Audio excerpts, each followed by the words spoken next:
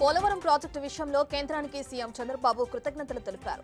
గడిచిన 5 ఏళ్లలో వైసీపీ ఎమ్మెల్యేలు, మంత్రుల అరాచకాలకు అడ్డు అదుపు లేకుండా పోయిందని ఆగ్రహం వ్యక్తం చేశారు. తప్పు చేస్తే ఎంతటి వారినైనా ఉపేక్షించబోమని హెచ్చరించారు.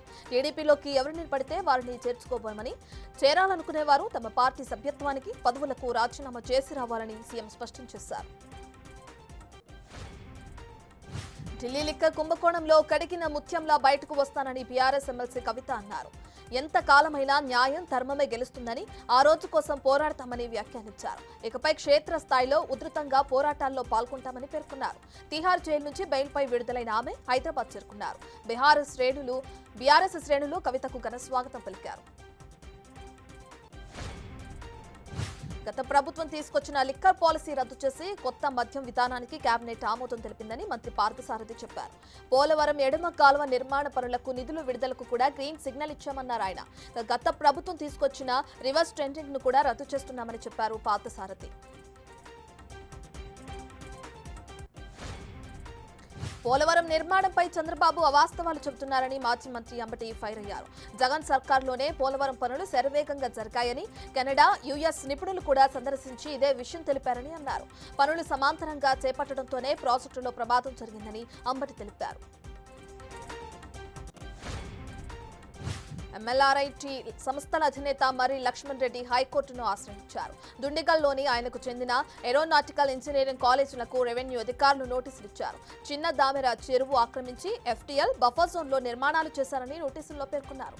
7 రోజుల్లో నిర్మాణాలు తొలగించాలని, లేకుంటే చర్యలు తీసుకుంటామన్నారు. ఈ మేరకు రెవెన్యూ అధికారులు కాలేజీ కూల్చకుండా స్టే ఇవ్వాలని మర్రి లక్ష్మణ్ రెడ్డి పిటిషన్ వేశారు. ఫాతిమా కాలేజీని హైడ్రా నుంచి కాపాడుకోవడానికే ఎంఐఎం నేతలు కుట్రలు చేస్తున్నారని బీజేపీ నేత మాధవీలత ఫైర్ అయ్యారు. దాడులు చేస్తే ఊరుకునేది లేదని మజ్లిస్ నేతలను హెచ్చరించారు. చెరువులు ఆక్రమణలకు గురికాకుండా సీఎం రేవంత్ హైడ్రా తేవడాన్ని స్వాగతిస్తున్నామని తెలిపారు.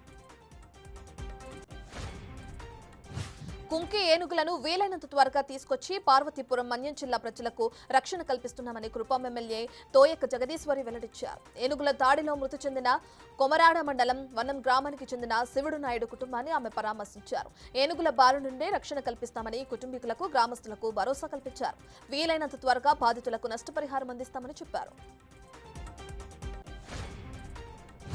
ఏపీలో వైసీపీ రాజ్యసభ సభ్యులు టీడీపీలో చేరతారని ప్రచారం జోరందుకోవడంపై కేంద్ర మంత్రి రామ్మోహన్ నాయుడు కీలక వ్యాఖ్యలు చేశారు.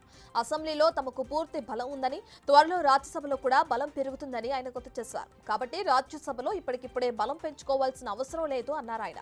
అయితే తమ అభివృద్ధి పాలసీల నుంచి ఎవరైనా టీడీపీలో చేరితే స్వాగతిస్తామని కేంద్ర మంత్రి చెప్పారు. కేంద్ర కేబినెట్ భేటీలో పలు కీలక నిర్ణయాలు తీసుకున్నారు. 10 రాష్ట్రాల్లో 28,602 కోట్ల రూపాయల పెట్టుబడితో 12 కొత్త ఇండస్ట్రియల్ కారిడార్లను ఏర్పాటు చేసేందుకు కేబినెట్ ఆమోదం తెలిపింది. ఆంధ్రప్రదేశ్లోని ఓర్వకల్లు, కుప్పర్తి, తెలంగాణలోని జహీరాబాద్లో ఈ కారిడార్లను ఏర్పాటు చేయనున్నట్లు కేబినెట్ స్పష్టం చేసింది. ఈ ప్రణాళికలతో 10 లక్షల మందికి నేరుగా ఉద్యోగాల కల్పన జరగనున్నట్లు వెల్లడించారు. అల్లు అర్జున్ పై గన్నవరం నియోజకవర్గ జనసేన సమన్వయకర్త చలమలశెట్టి రమేష్ బాబు ఫైర్ అయ్యారు. చిరంజీవి, నాగబాబు, పవన్ అండ చూసుకుని సినిమాల్లోకి వచ్చి వారిని విమర్శించే స్థాయి అల్లు అర్జున్ కు లేదని ఆగ్రహం వ్యక్తం చేశారు.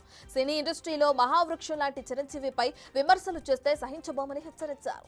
చిరంజీవి, నాగబాబు, పవన్ కళ్యాణ్ కాళ్లు కడిగి క్షమాపణ చెబితేనే పుష్ప 2 సినిమా రిలీజ్ కానిస్తామని అన్నారు.